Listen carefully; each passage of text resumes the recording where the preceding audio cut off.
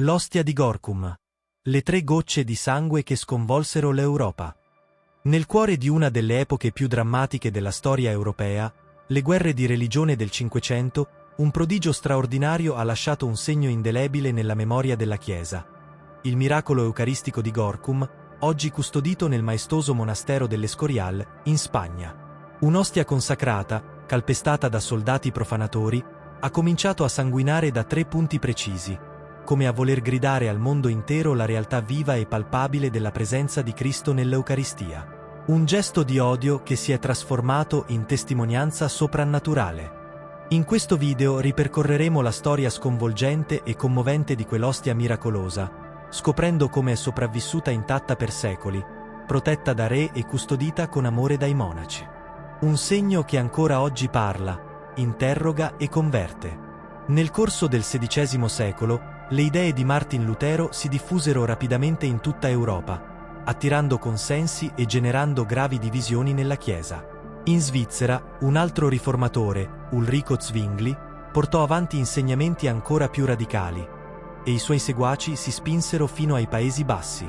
Nel 1572, alcuni di questi uomini, ostili in modo particolare alla presenza reale di Cristo nell'Eucaristia, giunsero nella città di Gorkum, ora Gorinchem, con l'intento di colpire tutto ciò che per i cattolici era sacro. La loro furia si scatenò proprio contro il Santissimo Sacramento. Entrarono con violenza nella chiesa principale, forzarono il tabernacolo e profanarono deliberatamente le ostie consacrate. Più si lasciavano travolgere dall'odio, più il loro comportamento diventava osceno e sacrilego. Il culmine dell'oltraggio si raggiunse quando uno di loro gettò a terra un'ostia e la schiacciò con i suoi stivali chiodati.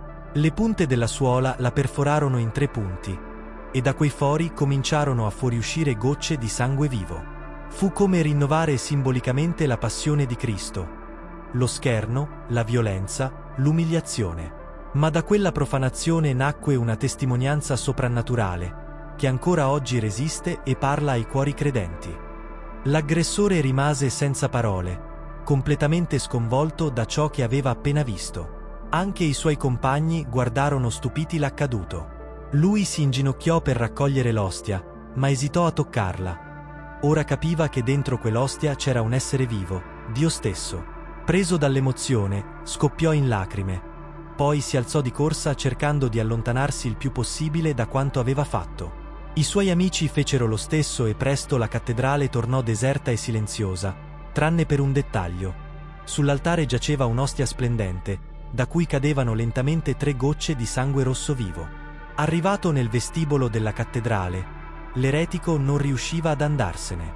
Nonostante gli amici lo esortassero a fuggire prima che arrivassero le autorità, lui sentiva di non poter lasciare Gesù in quella condizione.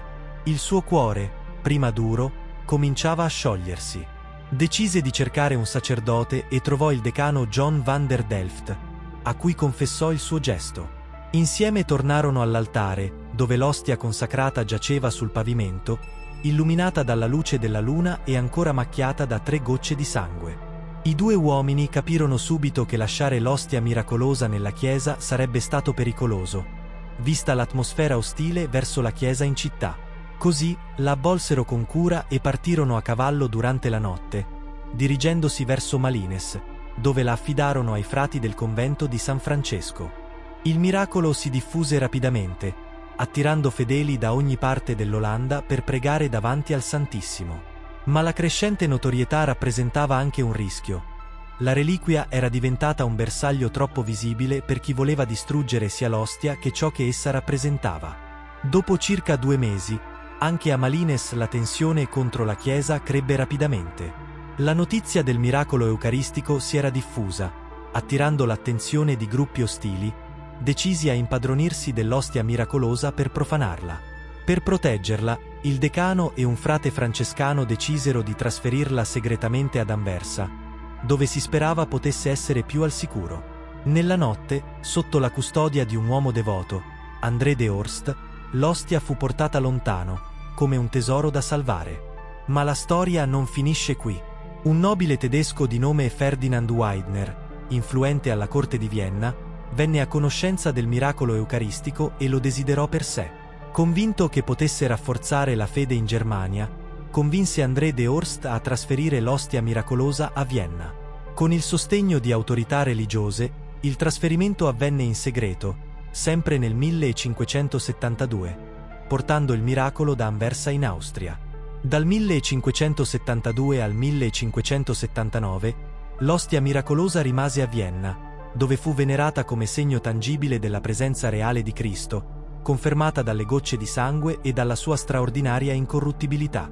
Era un periodo critico per la Chiesa in Europa, segnata dalle rivolte religiose nate con Lutero, e il miracolo serviva a rafforzare la fede in un'area profondamente scossa.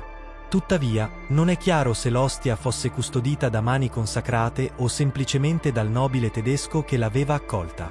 Questo lascia un'incertezza inquietante sulla sua protezione in quegli anni.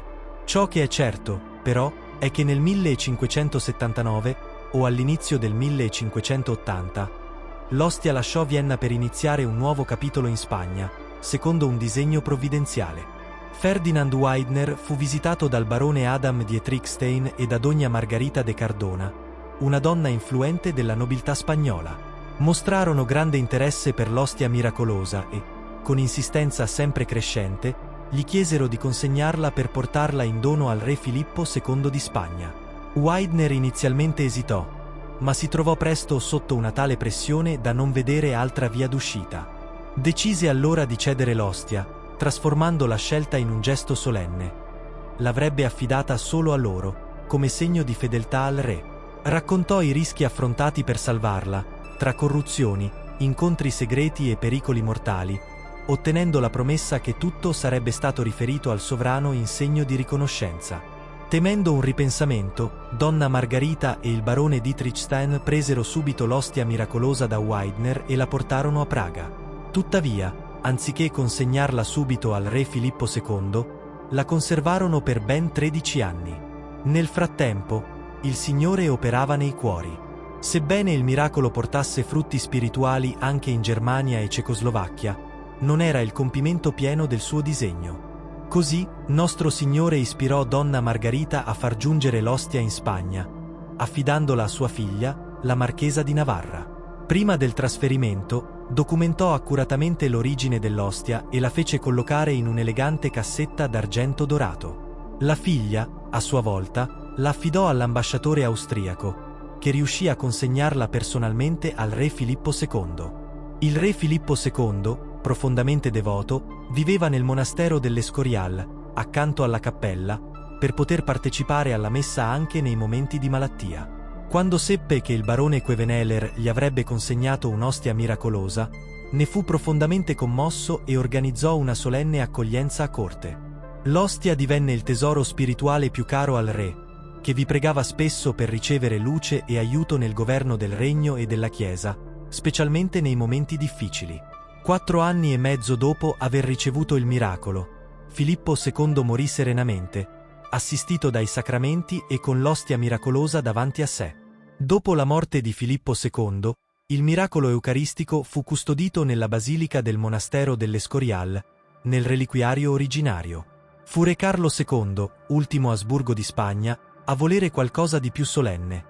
Fece costruire una sontuosa cappella in marmo e oro, e fece realizzare un nuovo ostensorio per rendere visibile il miracolo al popolo. Ordinò che fosse esposto 2 volte l'anno, il 29 settembre e il 28 ottobre, e stabilì che fossero concesse indulgenze plenarie a chi si fosse recato in adorazione. Ma la pace durò poco. Con l'arrivo della Rivoluzione francese e poi di Napoleone, la furia anticlericale raggiunse anche la Spagna. Le truppe francesi saccheggiarono tutto, ma i custodi riuscirono a nascondere l'ostia miracolosa in un'intercapedine del soffitto. Lì rimase per oltre 18 mesi, poi fu spostata nell'ufficio del custode per altri 4 anni. Intanto anche i frati furono costretti alla clandestinità, vivendo in segreto in una cappella nascosta. Con la caduta di Napoleone, molti oggetti furono restituiti al monastero, e la cappella del miracolo fu riaperta. Ma nel 1837, un nuovo colpo. La soppressione degli ordini religiosi in Spagna portò a una forte riduzione del culto pubblico. Solo nel 1885, sotto re Alfonso XII, la devozione solenne venne ripristinata. Durante la guerra civile spagnola, la cappella fu nuovamente chiusa. I 106 membri della comunità agostiniana furono deportati e interrogati. Anche in quell'occasione l'ostia fu nascosta. L'ostensorio originale, donato dalla regina Isabella II, venne rubato e mai più ritrovato, ma l'ostia fu risparmiata. Dopo la guerra, venne realizzato un nuovo ostensorio e costruita persino una cassaforte per proteggerla. Oggi, l'ostia miracolosa è ancora incorrotta, dopo oltre 4 secoli, ed è esposta solo 2 volte all'anno. Riposa nel cuore della sagrestia del monastero dell'Escorial, in una cappella raccolta dove campeggia un crocifisso con 2 angeli, un tabernacolo d'argento e un dipinto che racconta la profanazione avvenuta a Gorkum. Questo miracolo non è solo un fatto del passato, è un segno vivente. Le 3 gocce di sangue che stillarono da quell'ostia profanata sembrano gridare al mondo: Cristo è ancora con noi. Nonostante guerre, rivoluzioni e persecuzioni, l'Eucaristia resiste. Quelle 3 gocce possono rappresentare la Santissima Trinità, oppure i 3 giorni tra la morte e la risurrezione del Signore. Ma soprattutto sono un grido d'amore.